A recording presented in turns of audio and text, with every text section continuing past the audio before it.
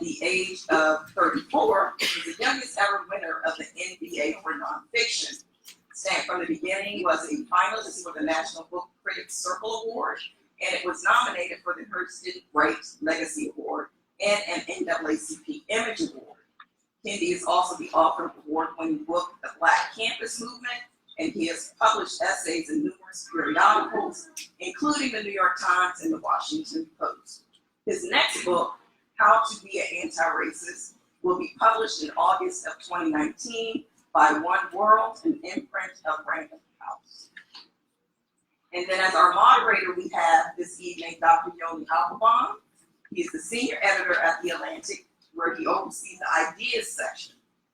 He is also a social and cultural historian of the United States. Before joining The Atlantic, he was a lecturer in history and literature at Harvard University, and he previously taught at Batson College and at Brandeis University, where he received his PhD in American history. So without further delay, I'm going to get out the way, and will you please help me welcome our panel for this evening.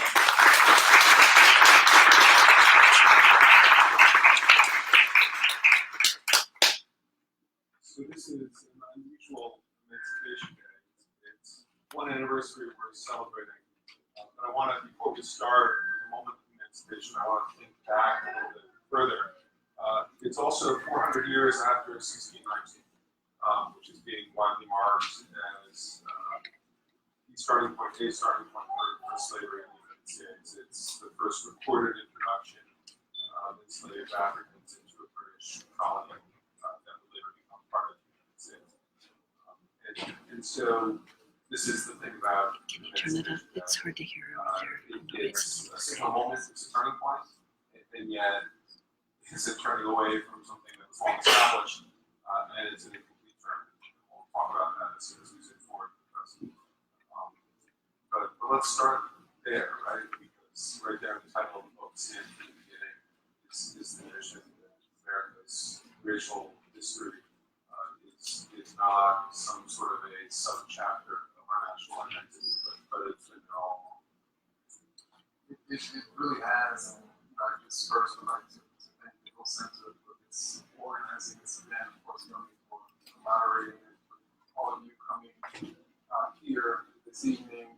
I think it certainly has, and I think one of the things that I sought to chronicle in Stand from the Beginning was precisely that racist ideas preceded even colonial America, and that literally when Americans settled what later became the American colonies, that they also were settling onto those colonies with racist ideas. To give one probably the most obvious example, in 1600, a Cambridge-trained intellectual named John Corey translated a book that had been written by Leo Africanus. Leo Africanus had professed in the early 1500s to have went to sub-Saharan Africa, and he wrote almost like a travel book in sub-Saharan Africa, and it was translated over the course of the 16th century in almost every language. And then John Corey finally translated it into English. And John Corey not only translated this book, which talked about sub-Saharan Africans as barbaric, as inferior beasts, but he also made the case that Black people were the cursed descendants of Ham, which was also a sort of a growing conception at the time. Fast forward to 1619, John Corey is brought over to serve as the secretary of George Yardley. George Yardley was the governor of Virginia in 1619 when, of course, those enslaved Africans arrived, 20 or so, and he just so happened to also buy them as the richest man around. And apparently John Corey was involved in that sale and ultimately in pricing the cost of cotton, which of course the early Africans started to grow as soon as they arrived. So that's an American origin story, and it's one that your work you carry forward through time. But what's interesting to me about the way that you frame this is it's not simply about the financial transactions that prevail in colonial Virginia in 1619. That underneath the very real financial considerations, the very real exploitation of human beings for profit is an idea, a racist idea that is carried forward then alongside the actual financial legal institution of slavery, and it takes root. It does, and that idea was first that all of the different ethnic groups in Africa, all of the different ethnic groups in Europe, all of the different ethnic groups in the Americas, all of the different ethnic groups in Asia, we're on some level different ethnic groups, but even more essentially, they were pretty much the same. They were the same race. And they were simultaneously distinct from those other continental races. And the continental African race was an inferior, apparently beast-like race that was either destined by nature or nurture for enslavement. And that idea, that racist idea, then justified and rationalized that exploitation.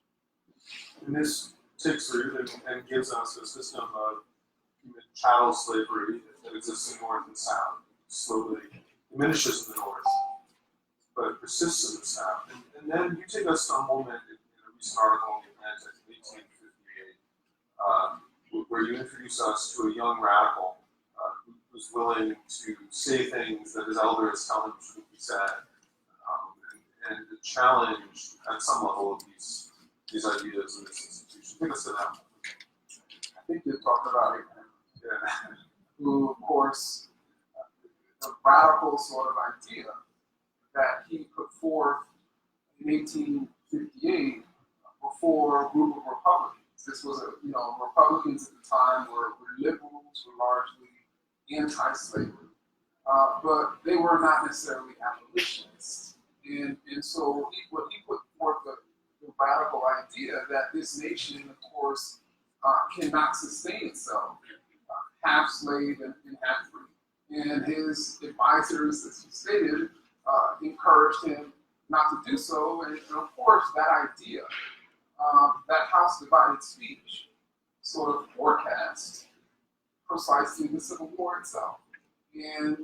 But then again, in many ways, even though that Civil War ended in 1865, Civil War with a capital C and a capital W, in many ways, the Civil War, lowercase c and lowercase w, has continued to this day. So Lincoln gives the speech and loses the race, but eventually will go on to capture the nomination for presidency and takes office. And in his presidency, in this Civil War, the cause of the war transforms over the course of his years, right? It doesn't start as a war for abolition per se. It will move there. And it will move there through Lincoln's evolution. But Lincoln's not simply sitting there contemplating his ideas, right? Just being punched constantly by people seeking their own liberation. Right? So if we're doing this braided history of ideas, it's not just about Lincoln giving a great speech in 1858. There's an active movement for self-liberation that will come with the conflict. Can you talk a little bit about that? I think one of the most fascinating aspects of the Civil War that I don't think is necessarily told is the ways in which runaways, enslaved Black people who ran away from their plantations, were absolutely critical in the North winning the Civil War and them essentially winning their own freedom. And so from the time that those Union armies started descending behind enemy lines into the Confederacy, you had enslaved people running to those camps, which then forced those Union generals to figure out, okay, what are we going to do with these runaways? And eventually, the Union generals recognized that the power of the Confederacy lied, or laid, I don't know, you tell me which my head in precisely those bodies. And so by confiscating those bodies, they could literally, it would be a net gain for the Union and a net loss for the Confederacy. So There's almost an obscene word. At first, they're not free men; they're contraband. it's precisely. Confiscated property.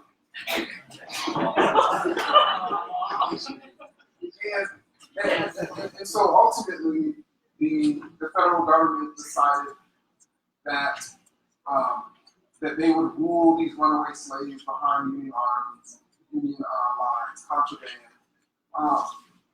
But ultimately,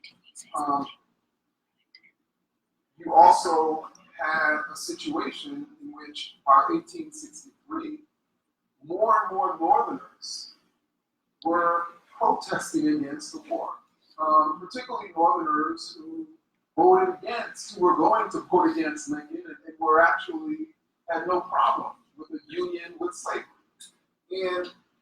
And so you had the Confederacy winning battles. You also had Union Army clamoring for men to fight in this war. At the same time, you have runaways saying, well, what about us? We can fight. At the same time, and so you I think the runaways, I just don't think we have given enough credit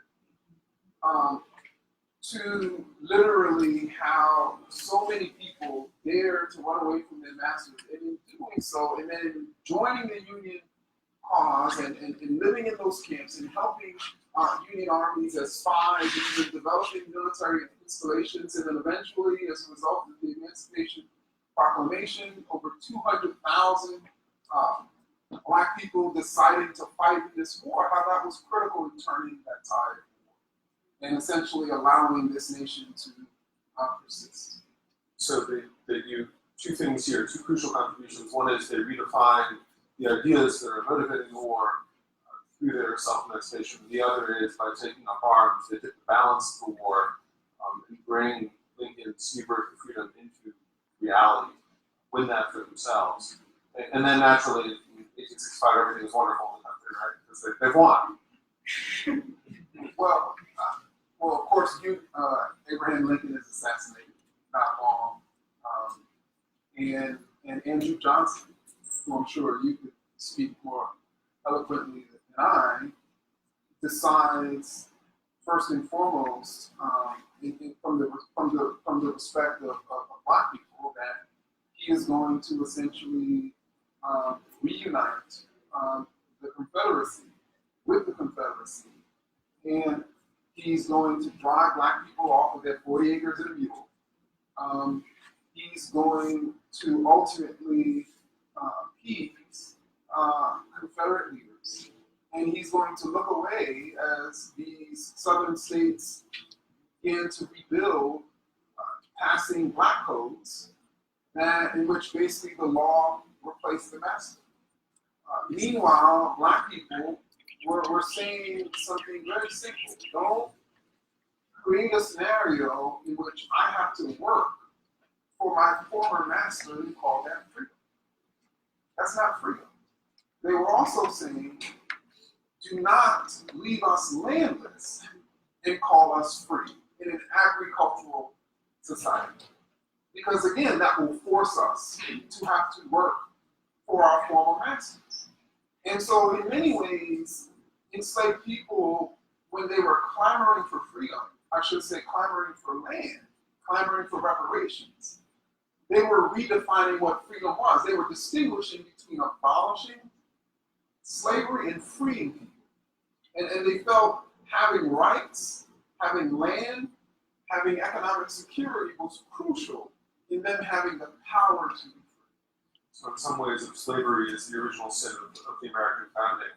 And this is the original sin of the second founding, this redefinition of American liberty after the Civil War as political equality, perhaps legal equality, but no effort to ensure any measure of economic equality, no effort to give the newly emancipated freedmen the chance to earn their own living, the chance to own their own land, the chance to participate on equal terms in the market, but instead they're bound to these sorts of contracts. And Johnson presents this very unfamiliar challenge to modern audiences. You have a somewhat uncouth and impulsive president who has decided to speak directly to the people. He does this swing around the circle speaking for, where he calls for the lynching of his political opponents, denigrates Congress, and campaigns for a white man's government is his phrase. And that is his political strategy, is to govern America through a policy of systematic racial division. Gambling that those who are wishing to hold on to power in the South and in the North will stand with him against the urban elites, against those who oppose him. And it's a second moment of crisis for the U.S. And if we put ourselves one way during the Civil War, this one goes differently. It does, and ironically, potentially not ironically, when Congress passes, as you know, the first Civil Rights Act in 1866, which provides citizenship to free Black people, but also to naturalize people in the United States who were born in the United States, and then lays out a series of rights, civil rights, for free people. Johnson vetoes it. And in his veto, he says that this law is discriminatory against white people. And it's really sort of the beginning of this sort of long-standing history of ideas that suggest that laws and policies that are trying to create equality are actually discriminatory against white people. At the same time, those very white people are typically stating that they live in a nation where ideals are equality, right? And so, you know, that idea of what is now known as reverse discrimination sort of really emerged as a result of Johnson. And of course, white people who were aggrieved as a result of this newly free people seeking to live and laugh and enjoy life with the same resources and opportunities as others. Some of them felt as if they were being discriminated against because there was this new mandate for equality. And that's sort of still, he was of course able to galvanize and mobilize those people in the way some of those people are still being galvanized and mobilized today. You've written that we're a house still divided, that these fights are not settled 100 years ago.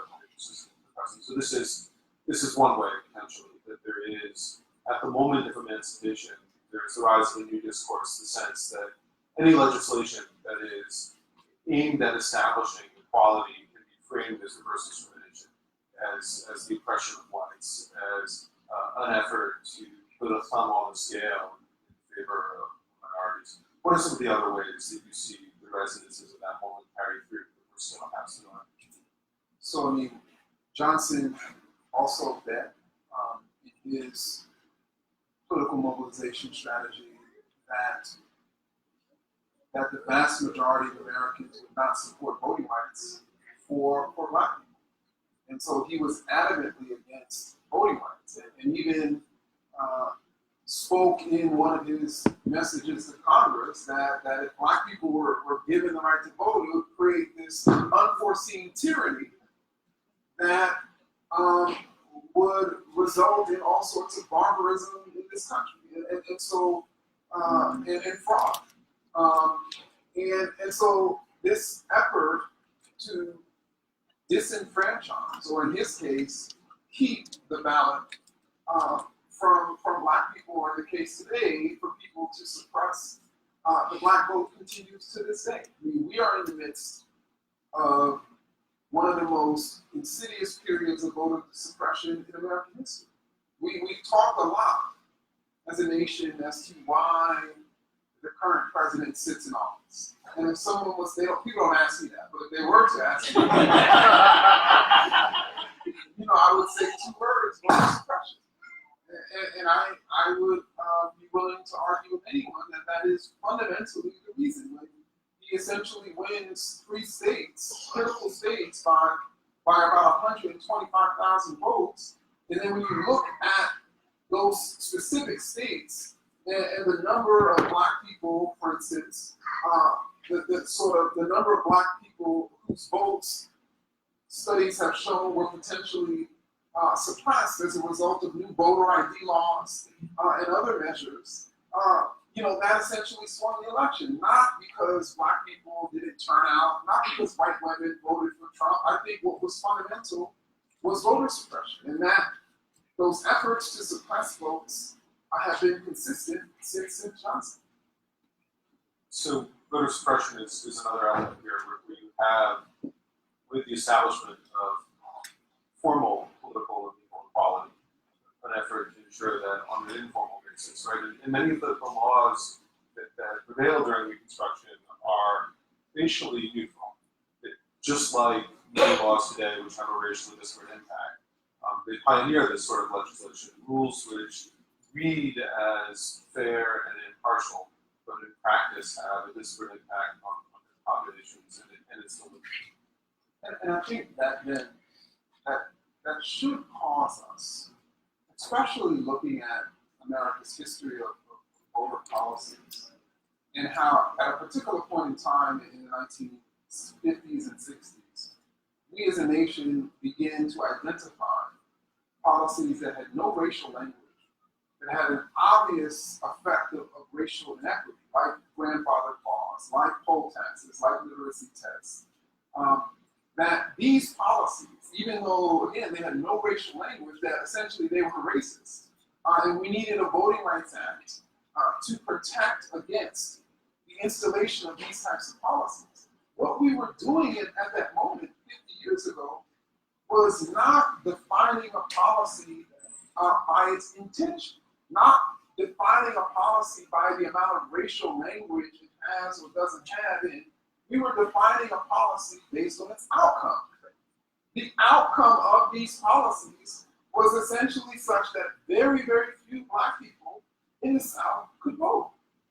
And so I think we have to, as a nation, simplify how we understand racist and even anti-racist policies. And I define a racist policy very, very simply. It's any policy that yields racial inequity. And I define an anti-racist policy as any policy that yields racial, anyone want to take this? Equity. It's very simple.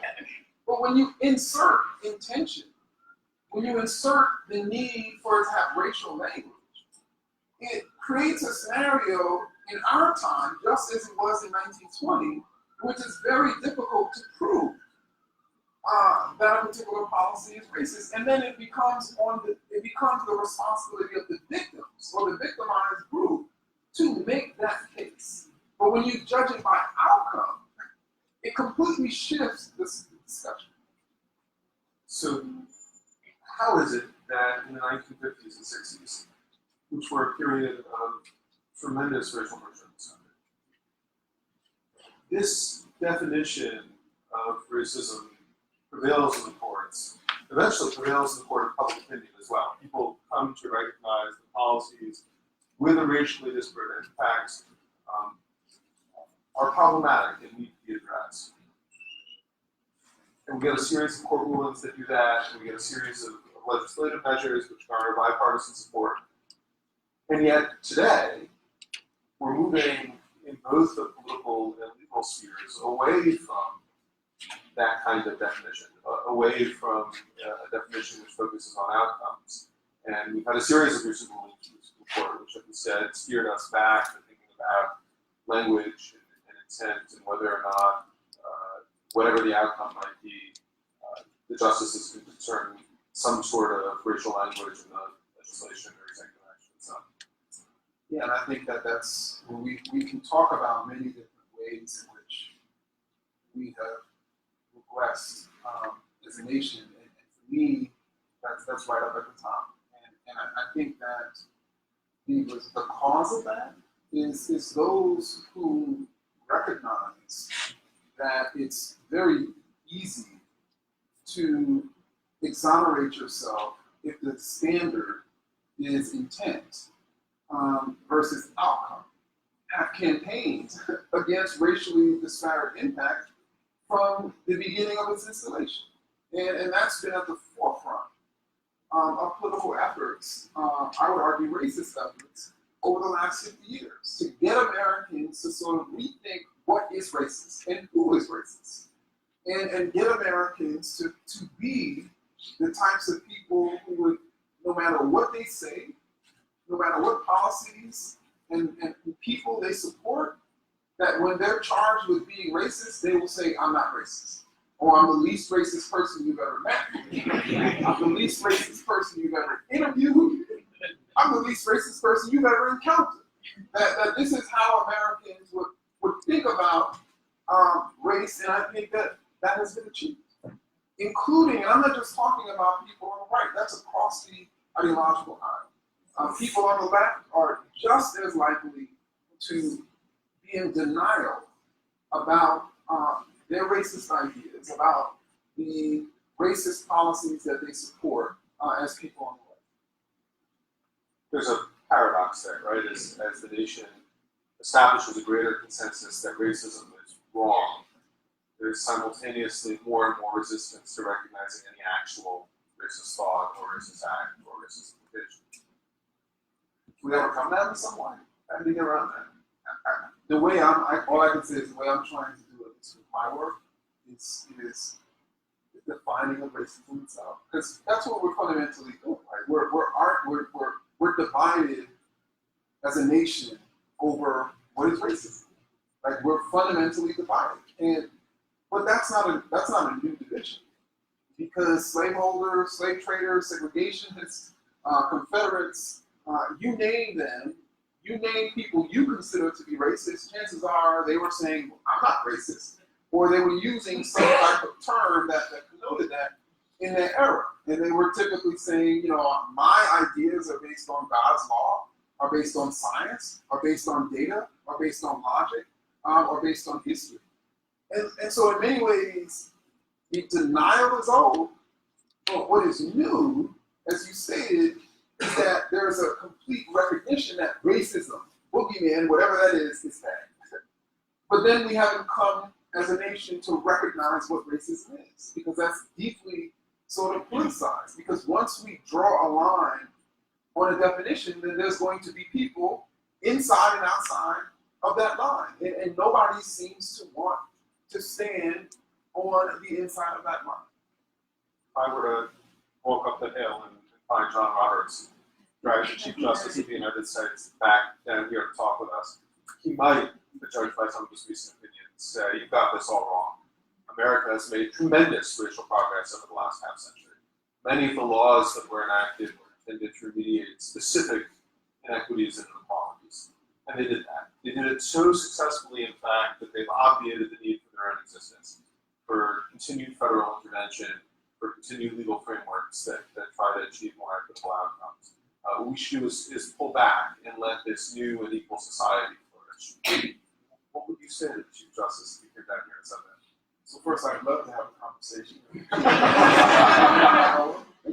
Let's set that up. And what I would say is that I would reel off a series of racial inequities in this country. From 2010 to 2012, young black men were 22 times more likely to be killed by police than young white men. When forecasters look at the wealth gap, white people have 10 times more wealth in this country than white people. Forecasters are estimating that by 2050, median black wealth in this country will be at $0, and Latinx wealth will be at median wealth will be at $0 2 decades later. Almost every single measure of death, black people are on the dying end of health disparities. When it comes to income disparities, there's income disparities across the board. When you look at which neighborhoods are most likely to be environmentally hazardous, it's typically neighborhoods with people of color. So I would reel out all of these disparities before the Chief Justice and ask, why do these disparities exist? Because from my standpoint, there's only two causes to any disparity between groups. Either there's something wrong or right with the particular groups, or racist policies. And I would ask him, which one is it? Why is it that the last 50 years, the black unemployment rate in this country has been twice as high as the white unemployment? To me, there's only two causes. Either black workers are lazier than white workers, they are less qualified, they prefer welfare, there's something wrong or inferior about black workers, and something better about white workers, or job discrimination. And I would ask him, which one is it? Or if there's some other sort of explanation that I can't really sort of see. And so, for me, when I see racial disparities, I see racism. It's just that simple. He and others, when they see racial disparities, they see what's wrong with black people. And I would argue those are racist ideas. One debate that rages around this stuff is the question of whether racism is better understood as a series of structural problems that require national and state level policies in order to immediately address, or whether it's better seen as a set of entrenched personal attitudes that require both moral suasion and personal reform to address. Your work, I think, answers yes. Yes to both. Yes. And that's unusual. So we've talked a little bit right now about some of the broader structural things that you can spot. You've also written quite movingly about the ways in which all of us can look internally and work on being more anti-racist ourselves. Can you talk a little bit about that? Sure. So I think that we have been sort of told, and we have convinced ourselves that the contrast is between racist and not racist. That you have people who are racist, and then typically we say we're not racist. And so for me as a scholar, particularly an intellectual historian, I don't know what a not racist is. And there's really no history, intellectual history of not racism other than people who are denying their own racist ideas. And so I define a racist idea as any idea that suggests a racial group is superior or inferior to another racial group in any way. And I define anti-racist ideas that suggest the racial groups are equals. I already sort of defined a racist and anti-racist policy. And when you think about these two definitions, whether policies or ideas, there's no in between that. All ideas, racial ideas, either connote racial hierarchy or equality. There's no in between. There's no in between a policy creating equity or inequity. And so this concept of not racist is I think a fiction of our imagination, to exonerate ourselves from typically our racism, because we don't want to look in the mirror and face the ideas that we have consumed over the course of our lives. And so what I try to emphasize to people, that it is actually normal to be racist in America. That to be an anti-racist and to not consciously and regularly strive to be anti-racist is extremely difficult, because it's equivalent to you walking outside and it raining on your head and you have no umbrella, but you don't necessarily even know that it's raining on your head. But you're also saying that you've never gotten wet. And I should emphasize that that there are specific people who are actually raining ideas on our head. And so I try to sort of emphasize the difference between the producers and the consumers of racist ideas. But I think we still should recognize the ways in which we consume them. That we have been taught that when we see inequity, it's because there's something wrong with a particular group of people. That when we see a black person acting in a lazy manner, that's a reflection of all black people. And so we have been taught, literally trained, how to do that, how to think that way. And the only other alternative is to retrain ourselves to think differently, to see this world of racial inequity as abnormal, and see these inequities as stemming from racist policies.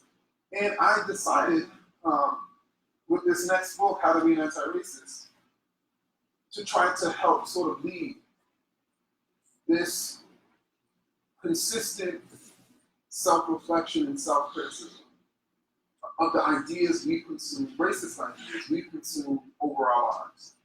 And so those of you who've read Stamp from the beginning, and the way in which I was critical of different thinkers over the course of American history, I decided to turn that critical pen on myself as I sort of tried to allow us to figure out a way in which we can each journey to be anti-racist. Where does that journey start? For me, For any of us? I think it first starts with us confessing our racist ideas. I know that's where it started for me. And I had to first recognize, not just confess my racist ideas, but also realize where they came from. For me, it came from growing up in the 1980s and 1990s in the Black middle class that largely had imagined that it had risen into the Black middle class due to its own hard work and effort, and that it was superior and better to Black impoverished people. That and what was ironic though about Black elites was that at the same time they were experiencing racism as they rode on the economic ladder. Those racist policies were being substantiated based on racist ideas about the Black poor that they themselves were reproducing. And so for me, it was sort of coming to grips with the ideas that my parents taught me about the Black poor. And again, I'm saying the Black poor because it's different when you say something about the Black poor than it is when you say about the poor. When you say the Black poor, you're racializing the poor. You're creating a racial group. And whenever you express any sort of idea, positive or negative, about any racial group, whether you're racializing the poor, whether you're racializing gender or sexuality or ethnicity, or even nationhood or even region, you're essentially expressing a racist idea. And so for me, I had to recognize the ways in which I was taught ideas that denigrated the Black poor, that denigrated Black women, that denigrated Black gays and lesbians, that denigrated continental Africans, and yeah, it was. I mean, but I certainly had to confess those things first. So you go through a process of introspection, you think about the ideas that you absorb through your life, and then how do you move forward once you that could be, I think for any of us, a somewhat crushing activity. You realize all the things that you haven't been conscious of, the ideas that you imbibed and regurgitated without even thinking about it. How do you turn that into positive action? So I think for me, it's recognizing first, then after making those confessions, is then striving to be anti-racist as it relates to that specific issue. And so in the case of the Black poor, it is recognizing that what Black elites have had isn't because they're somehow behaviorally superior, that they have more opportunities and resources than impoverished Black people. And then, in the way in which I was able to sort of recognize that was, of course, by opening my eyes to the research that proves that.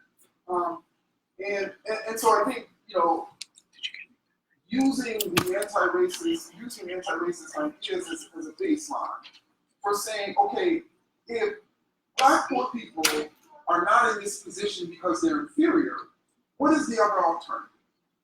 And then us going on that search to understand the actual conditions and environment and policies that actually led to that inequity. So that, because it's not just releasing ourselves from our justification, we have to replace that with a new one. To really understand that condition, we have explained to ourselves through racist ideas. And so for me, it was realizing those policies.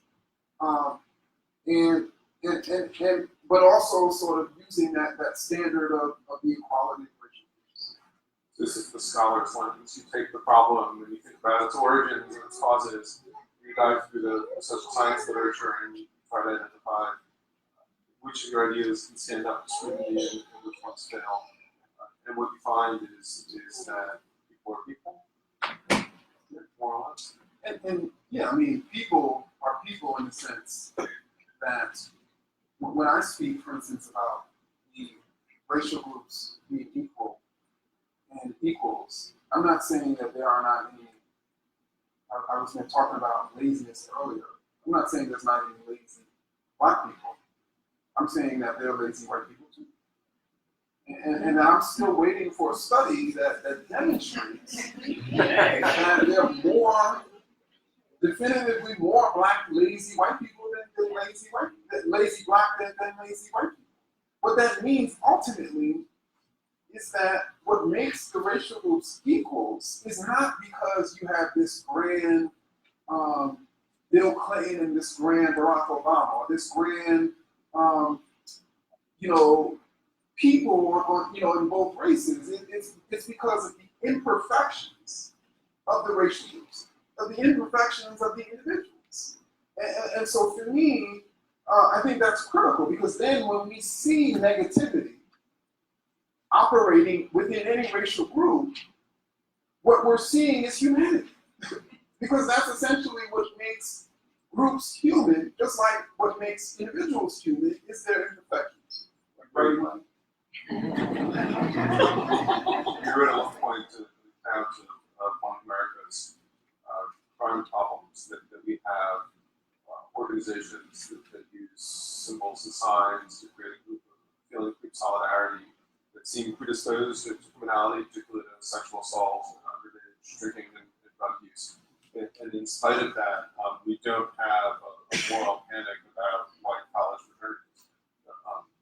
And yet, kids the same age in the inner cities exhibiting, if anything, lower rates of per capita crime are regarded as a menace. So that often it's about where we direct our attention, what we regard as dangerous and threatening, and where we choose not to see them. Yeah, I think referring to this essay, which I guess one of the first ones I wrote for the Atlantic, and I found that first and foremost, that scholars have estimated that young people who join gangs are typically 3 times more likely to engage in violent crime. And young people who join fraternities are 3 times more likely to be sexually assaulted. I also found data that found that according to available sort of reports of violent crime and sexual assaults, you're more likely to be a victim as a woman of sexual assault on a college campus than you are as a person to be a victim of violent crime in an urban area. That's how many people are being sexually assaulted on college campuses. But we have long imagined these young inner city gangs as sort of and it's of course heightened with recent sort of administration, as the sort of center of violence in America. And we have long as a nation colored violence and colored crime black. But what's ironic is because we have colored crime and danger and violence black, we have not as a nation been able to recognize other places and other spaces and other victims of violence and crime and danger, especially if the perpetrators are white and elite. And so those people are able to continuously get away with crime, get away with harming people, and we're continuously told, oh, it's just boys being boys. Even though these are 22-year-olds, but when you're 15 and you're black and you're from Jamaica Queen like I am, you can never be a boy just being boy. You're a super predator. And so it's not just the ways in which, as a result of, we use these ideas to mass incarcerate Black and brown bodies, but it's also resulted in even white people being less safe. And I think that's the irony. People think that they're becoming more safe by demeaning and demonizing and mass incarcerating a particular group of people, when in fact they're actually making their own bodies less safe. Even people who are mass murdering now, they're actually more likely to mass murder other white people. You've written about how the same is true of neighborhoods, that we code violence and danger on the basis of race. We tend not to be looking at where crime is actually occurring. We tend not to understand where the problems are that need to be addressed, but instead create this proxy for safety and for danger, and it's all wrong. It is. I mean, and even if you look at the top 10 leading causes of death, based on the last 30 years, you would think it's homicides, terrorist attacks, right? I mean, these are the things, drug overdoses, right? These are the things you would think it is, right? And because we, of course, as a nation, to make people safe, to keep people living, to keep people from being harmed, we've dedicated trillions of dollars towards fighting wars on drugs, on homicides and robberies, and on terror. But then when you actually look at the data, when you look at the top 10 leading causes of death, homicides aren't there. All of these things aren't there. What is there? Diseases, suicides, unintentional injuries. Unintentional injuries like people dying as a result of a drunk driver or distracted driving. But, the number of people who die every year as a result of heart disease and cancer. And what mechanisms are we putting in place to keep people safe from heart disease and cancer if we're truly serious about saving American lives? But, of course, there's no way in which we can, or there's no way in which certain people can mobilize campaigns around those issues and get people to fear. So this was striking to me, that to reframe this not just as a question of racial equity, but a question of selective attention and markets. That to the extent that we have policies that are focused, even indirectly, on race, that are using that as their proxy, what we end up with is an inability to see the actual problems and an inability to address them or foreground them. And that is a way in which racism, the injuries of racism, extend much more broadly. So that those who think that racism is something which injures others may not perceive the ways in which, by diversion of priorities, public policy, and charitable dollars away from certain problems and toward others, that racism is actually harming themselves. And I think that's one of the tragedies of I think two things. So first, the history of the way that we understood the damage that racism has wrought. And even scholars sort of, and others who have analyzed racism, I don't think we have been willing, because the nation in many cases was unwilling to recognize the damage that racism has wrought against people of color. It's almost forced scholars to pay attention, or to bring attention, I should say, to that damage. But at the same time, because we've spent so much energy trying to bring attention to the damage that's been wrought to people of color, we haven't, of course, spent as much time demonstrating the damage it is brought to pretty much the vast majority of Americans. And so it creates this conundrum, because if people aren't even paying attention to the damage that's being wrought against people of color, what do? Do you focus on that, or do you show the sort of broad effects of racism?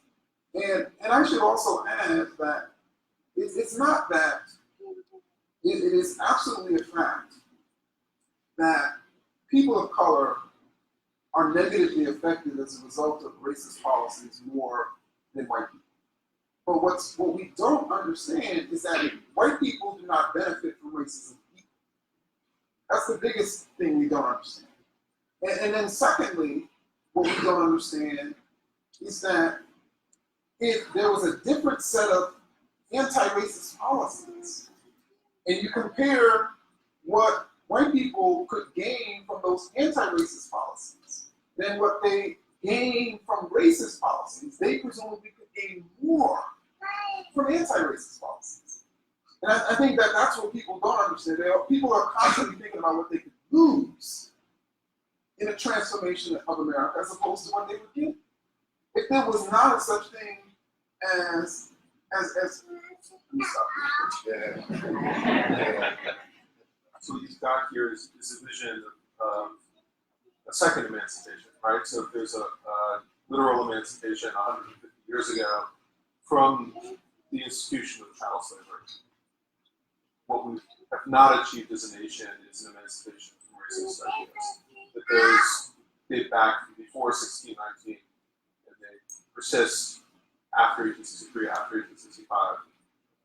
And so there's this tension where we celebrate one kind of emancipation, but we're incomplete in our journey toward the second. I think we are, and I think that we first have to sort of recognize as a nation that we are on that journey, and not in the sense that it's inevitable that this nation will one day become anti-racist. It's not inevitable. The Civil War was not inevitable. A series of events sort of had to happen in order for the Civil War to happen. A series of events had to happen in order for the Emancipation Proclamation to happen. Lincoln, weeks before he signed the Emancipation Proclamation, people forget, he put forth in his address to Congress this plan that he hoped the Confederacy would take, which is essentially, I'll give you 30 years to gradually emancipate enslaved people, and I'll compensate you for it, in an attempt to get the Confederacy to rejoin the Union, to get Confederate slaveholders to do so. And so I think that we have to sort of recognize that being racist and anti-racist it's not inevitable even that we're racist. Nobody is born this way. And there was a time in human history when if we would go back to that time and start talking about black races and white races, people would look at us like we were crazy. Because race is a modern conception, and it's fairly new in the history of humanity. But at the same time, even though it's new, it's very insidious. And it's very difficult for people to truly imagine that the racial groups are equal. It's very difficult for people to not compare other cultures and behaviors from their own cultural and behavioral standards. It's very difficult for people to say that that policy that I can't see is actually the cause of what I can see. It's very difficult. And that's why racist ideas are so seductive, because it's an easy way of understanding the world, even though it's blatantly false. I want to use as much time as we possibly can for questions, because the advantage of coming to a place like this is the audience. So, fabulous. So folks can just raise hands and the microphone will come to you.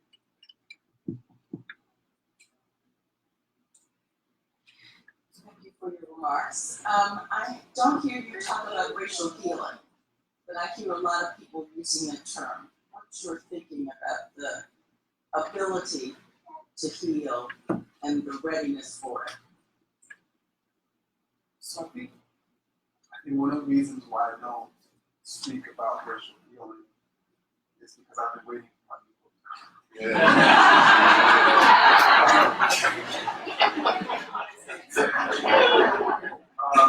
And the last chapter in the text is entitled Survival.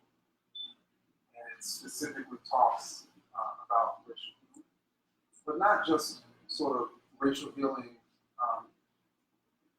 in the sense that I think many of us would probably think about it, but we have to believe that we can heal in the face of an illness that we think it's impossible for us to recover from. Like, we have to believe that.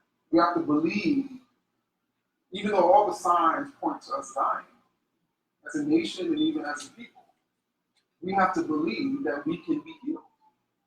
And so that's the sort of conundrum, because, you know, you talk to people who I talk to in the academy, they'll say racism is permanent. And they'll say that because, as you know, these disparities are so old, so deep, the ideas are so old and so deep, so trying to imagine that we as a nation and as a people can move past this, can be healed from racism, is beyond the conception of many people. But we have to believe that we can be healed, first and foremost, so that we can be good patients as individuals and even as a nation. And that we can then be willing to do the hard things, whether policy-wise or even introspection, that's going to get us to that point. But many of us, we don't really go through that process because we don't even believe that it's possible. So why would we go through all of those hard things if we think we're going to die anyway?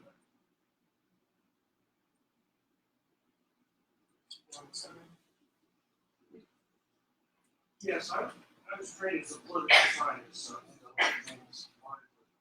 And it always amazes me that what gets left out of the conversation about racism and its endemic in the United States is that people forget that our government was founded on a critical lie, and that was the 3/5 compromise, where to keep the South in the Constitution, it was allowed that only 3/5 of black slaves would be counted enslaved in the census.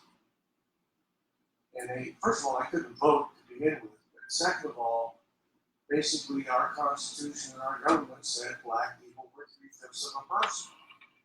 And it amazes me that seems to always be left out of conversations about endemic racism in the United States, because when you look at it, our government, our Constitution, was based on a hypocritical lie, with a built-in racism. And it seems to be forgotten a lot by all these conservatives that talk about first principles. Well, if you believe in first principles, you believe that a black person is 3/5 of a white person. So let's take I just want to sort of pass that forward into a question. The question I think, this correctly, is why aren't we more conscious as a nation of the way in which the exploitation of enslaved peoples was built into the foundational documents of this country? I think for the same reason, we as a nation are unwilling to recognize the racism of our present. I mean, to me, the denial of the present and the denial of history typically goes hand in hand. And I think that Americans are typically thinking, particularly from a political standpoint, about the past based on the way they understand the present. And I think that if they understand the present nation as this post-racial utopia, then typically they're going to understand the past, the original sort of founding of this nation, as a post-racial utopia. And say, oh yeah, people were enslaved, but they were being civilized by their slaveholders who were nice people who weren't even really making any money. And eventually, because we had ideals of freedom and equality, you know, slavery ended as it only naturally would.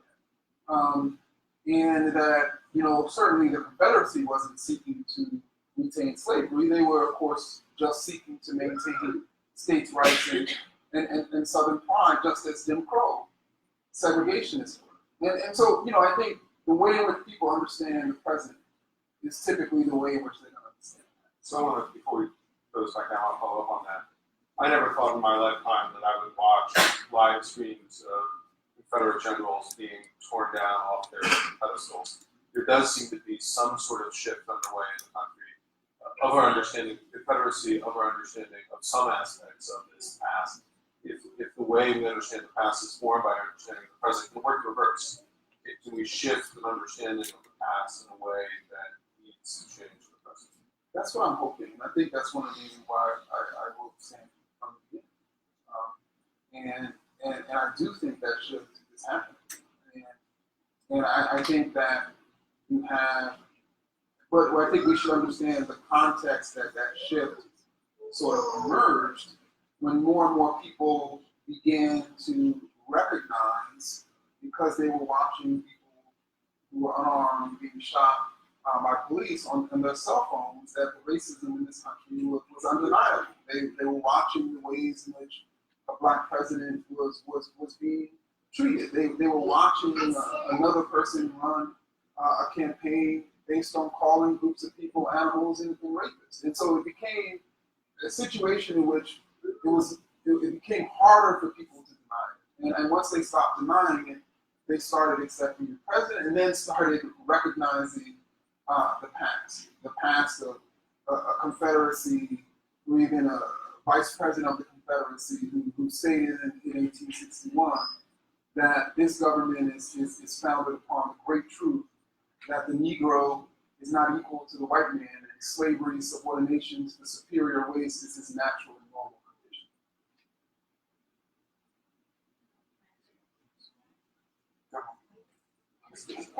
I guess I have two questions. There's one piggybacks on the other. And the first one has to do with saying racism, because there's been a lot of talk in your discussion of individual prejudices of individuals, or racist beliefs of individuals. Do you see racism as a organized, systemic, entrenched system? And do you see it as a system of white supremacy or a system of supremacy? And then you also mentioned, when you reflected on your own beliefs, you called, you had examples of those that you thought were racist. Do you differentiate between racism and classism and just prejudices? Because if you are racist and don't have the ability for policies or regulations in your particular group to carry out these things, I'm wondering, is it not racism, in reflecting on your own, but classism or elitism or bourgeoisism or what I call it? Yeah, that's an interesting question. So I think one of the things that I try to do in my work, and I try to do in Stand from the beginning, is to recognize where racist ideas intersect with other forms of bigotry. And so you have racist ideas intersecting with sexist ideas, intersecting with homophobic ideas, intersecting with classist ideas, intersecting with many different forms of bigotry. And what those intersections bring, or what they bring about, are ideas that state. So you have classist ideas, let's say, that will state that poor people are racist. You'll have racist ideas that will say black people are racist. Those two ideas intersect to make the case that black poor people are lazier than white poor, because they're both black and poor. And so I think that happens really across intersections, intersectional identities. And I think that typically black people, just like other sort of groups of color, are more than likely to say that the racial groups in general are equal. But then when they start thinking about particular racial groups within their race, they're more than likely to not agree with that. I also think that when it comes to power, one of the earliest findings in Stanford was the effects that racist ideas have on people. And that's all racial groups, including black people. And that effect was essentially getting people to not resist. And that's why slave owners utilized Christianity and other means to try to teach black people that they should be slaves, that their skin was a sign, a measure of slavery. Because if they could teach black people that they were inferior and enslavable beings, and they're not going to utilize their power to resist slavery.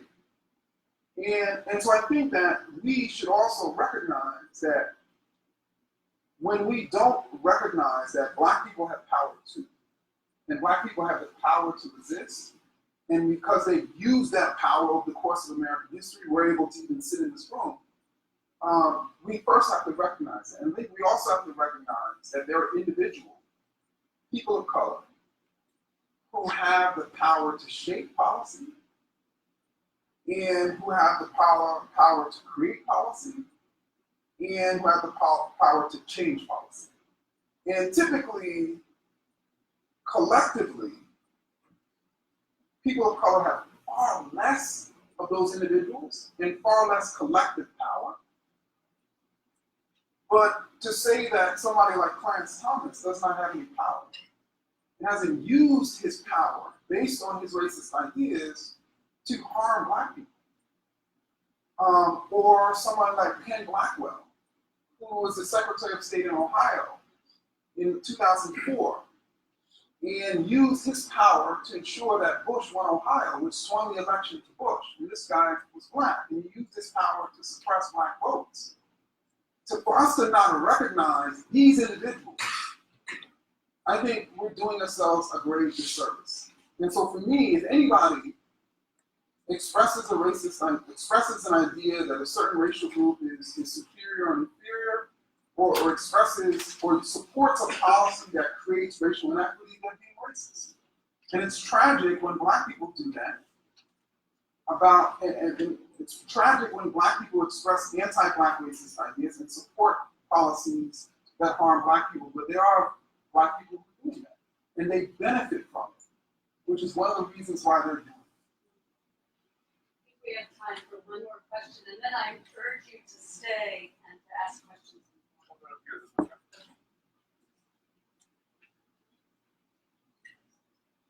My question has to do with the notion of zero-sum game and limited resources and the intersection between race and racist ideas and the perception of limited resources. So in the emancipation, we may have been talking about the limited resources of land and animals, et cetera, et cetera. So there had to be winners and losers. And the winners and losers got racialized.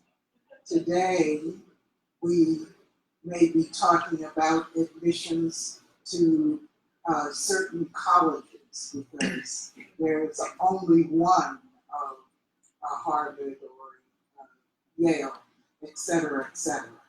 So how do we, in fact, expand the notion of resources to, in ways that would enable us to come to anti-racist thinking?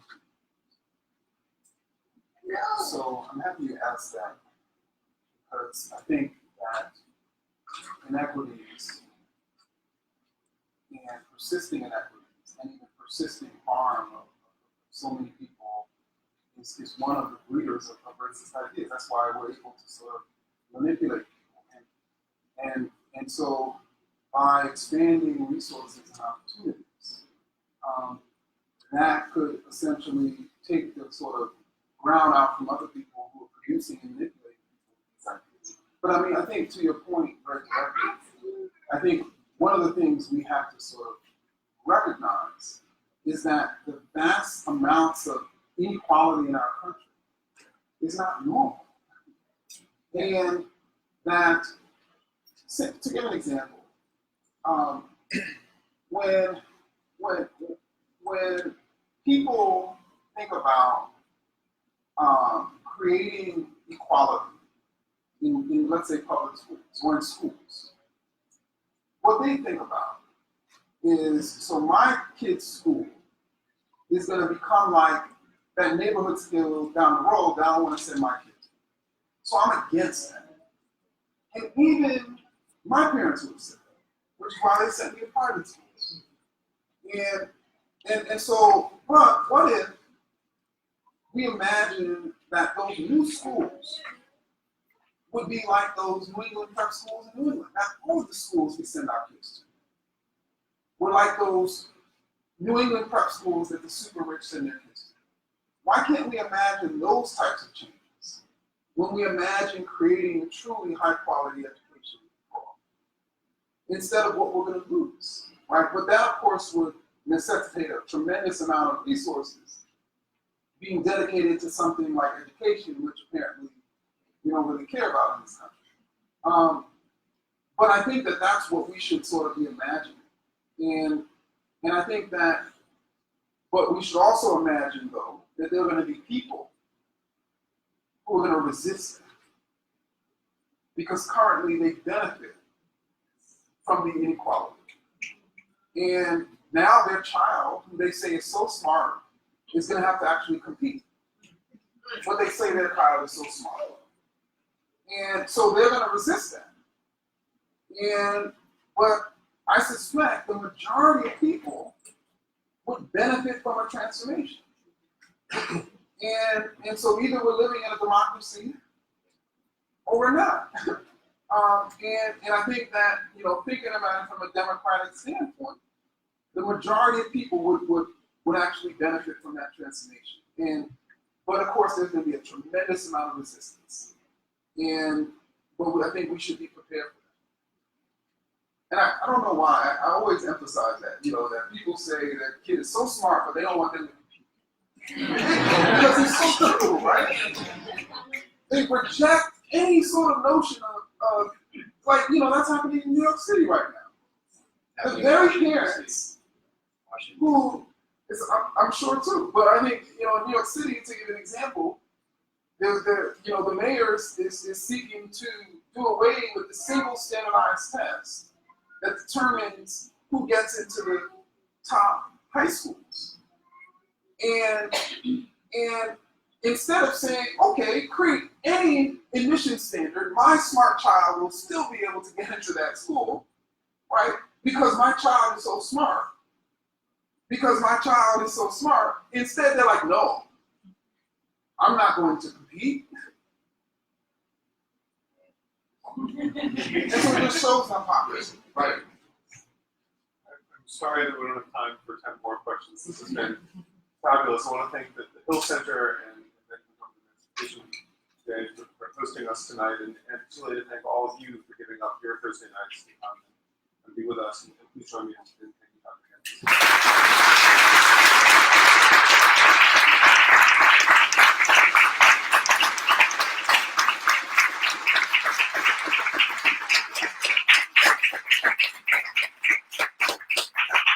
There are books on sale.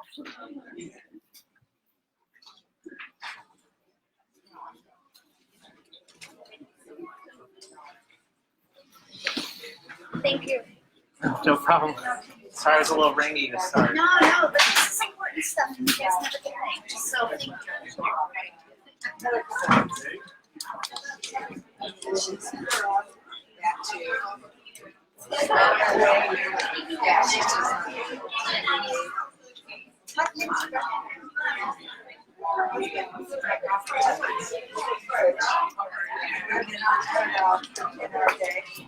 I think they're all